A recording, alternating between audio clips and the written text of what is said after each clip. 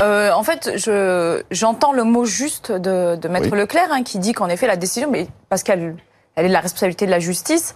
Bon, néanmoins, ça reste une infraction qui est punissable d'au moins 5 ans. Si on limite le cumul des circonstances aggravantes, parce qu'on tape sur des forces de l'ordre, le fait qu'il soit boxeur professionnel est considéré comme une circonstance aggravante. Non, le fait que ce soit, en tout cas, ça a été pris en compte. Dès attendez, le début il a été il y a 7 ans, enfin, il y a été il y a 15 ans. Il n'en demeure pas moins que c'est un élément qui a été pris en compte par le magistrat. C'est pas moi qui le dis, c'est le procureur.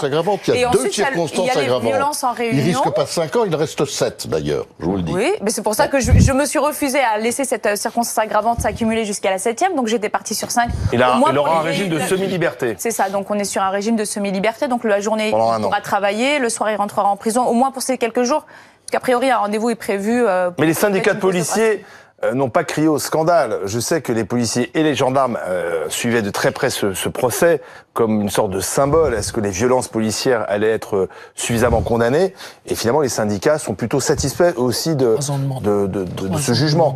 C'est surtout des violences contre les policiers, pas des violences policières. Oui, pardon, les violences contre les policiers.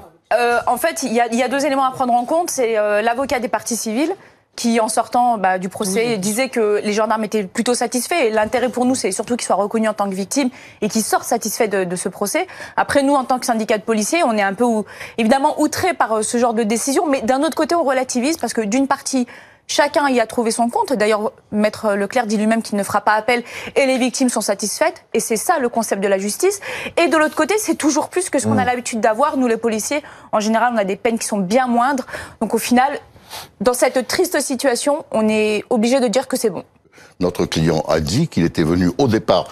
J'ai pas plaidé du tout la légitime défense d'autrui, hein, mais il était venu au départ au secours d'une femme qui était matraquée par un policier. Argument qui a été complètement démonté pendant le procès, puisque la vidéo a été vue au ralenti à plusieurs reprises. Je vous en prie. Et on voit le gendarme qui couvre la dame, et lui-même d'ailleurs a fini par reconnaître que le gendarme couvrait la dame et qui s'est retrouvé finalement roué de coups injustement. Mais madame, est-ce que nous pourrions parler sérieusement? Est-ce que vous me permettez d'expliquer une idée? Est-ce que la police permet à un avocat de dire quelque chose?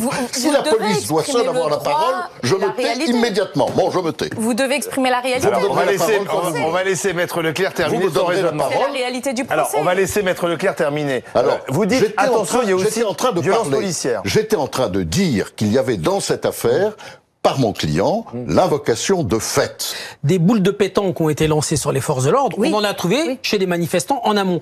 De l'acide a été lancé, sur les policiers. De l'acide a été lancé sur les policiers. Des billes d'acier avec des lance-pierres. Un policier a été éborgné le 24 novembre. Oui, mais enfin, dites donc, il y a un certain nombre de manifestants qui ont été éborgnés aussi. Et certains de ces manifestants, nous le savons, étaient parfaitement pacifiques au moment où ils ont été éborgnés. Alors, il ne faut pas non plus écouter.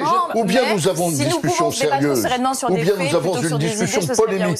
Je ne nie pas les violences qui sont inadmissibles. C'est ce que j'ai dit depuis le début. Mais je dis qu'en même temps, vous ne pouvez pas. Est-ce qu'on doit amnistier qu'il a existé des violences policières? Ce qui se passe d'ailleurs, ce qui se passe dans ce cas-là. En fait, il est impossible d'en placer une, parce qu'au final, depuis le début, vous dites, nous sommes sur un débat d'idées. Nous on essaie, enfin en tout cas, j'essaie d'avoir un débat non pas d'idées, mais de faits. Hier, le procès a fait état de ces violences que cette dame, la dame a supposées. Vous opposez un élément qui a été hier démonté pendant le procès. Mais il n'a pas été démonté. On ne revient pas là-dessus. Où est-ce que vous avez vu qu'il a été démonté? On ne revient pas là-dessus. L'amnistie, Linda Kebab. Faut-il amnistier les gilets jaunes? En fait, c'est un message qu'on est en train de dire à nos concitoyens. On leur dit, frappez les forces de l'ordre, déséquilibrez la République, semez l'anarchie et le chaos, donnez raison à ces casseurs, à ces black blocs, appelons-les comme nous voulons.